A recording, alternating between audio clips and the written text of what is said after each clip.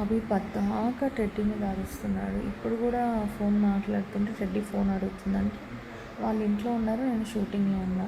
So రేపు నాకు day 9, రేపు హాస్పిటల్కి వెళ్ళాలి. సో వాళ్ళు ఏం చెప్తారో తెలియదు, మళ్ళీ ఎక్కువ రైట్ వస్తుందా లెఫ్ట్ వస్తుందా. సో డే 9 కదా, మళ్ళీ డే 11కి రమ్మంటారు అనుకుంటా. సో రేపు 9, 10, 11 అంటే మళ్ళీ మండే వస్తుంది కదా. అండ్ ఇంకోటి వచ్చేసి ఈరోజు పొద్దున్న అవి హాస్పిటల్కి వెళ్ళాడు. దేనికంటే అవికి చాలా బ్యాక్ పెయిన్ ఉందంట, తట్టుకోలేక హాస్పిటల్కి వెళ్ళాడు. మామూలుగా హాస్పిటల్కి వెళ్ళకుండా అది రుద్దిపించుకుంటారు అంటారు కదా, అది రుద్దిపించుకుంటాడు. అయినా అది భరించలేక హాస్పిటల్కి వెళ్ళాడు. హాస్పిటల్కి వెళ్తే డాక్టర్ ఏం చెప్పారు, 1 వీక్ బెడ్ రెస్ట్ తీసుకోవాలి. అంటే పాపని స్కూల్కి పికప్ డ్రాప్ కూడా వేరే వాళ్ళకి చెప్పు అన్నారంట. బుల్లెట్ ఎక్కువ వెయిట్ ఉంటుంది, నేను వెస్పా వాడతా అన్నాడు. ఇందాక కూడా షూటింగ్ దగ్గర పాపని తీసుకుని వచ్చాడు, వెస్పా వేసుకుని వచ్చాడు.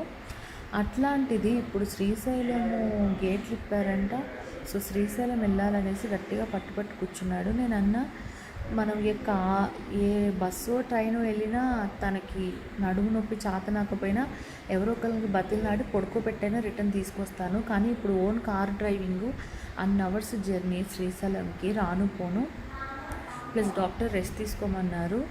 సో నడుము నొప్పి వచ్చి డ్రైవ్ చేయలేకపోతే చాలా ఇబ్బంది అయిపోద్ది. పిల్ల నేను కారు వదలలేము అక్కడ, వద్దు అంటే అస్సలు వినట్లేడు. పాప మీద కూడా అరుస్తున్నాడు. తను ఏది అనుకుంటే అది అయిపోవాలి. రోజు రోజు మందు తాగాలి, రోజు రోజు ట్రిప్పులు వేయాలి, లక్షలు లక్షలు డబ్బులు వేస్ట్ చేయాలి. కాదంటే మాత్రం అస్సలకి వినడు, చాలా కోపం అయిపోతాడు. అసలు ఆ మనిషి పద్ధతి ఏంటి, పాడేంటి నాకు అర్థం కావట్లా. ఎంజాయ్మెంట్ తప్ప ఇంకో ఆలోచనే లేదు. ఇంకోటి నా హాస్పిటల్ది కూడా ఇప్పుడు మిస్ అయితే మళ్ళీ ఈ మంత్ వేస్ట్ అవుతుంది. ఇంకోటి అంతా ఇన్ని పనులు పెట్టుకొని ఇలాంటి నడుము నొప్పి అవికి పెట్టుకుని ఇలాంటి సిచ్యువేషన్ వెళ్ళడం అవసరమా అని నా ఉద్దేశం. కానీ చెప్తే ఏమీ వినట్లేదు.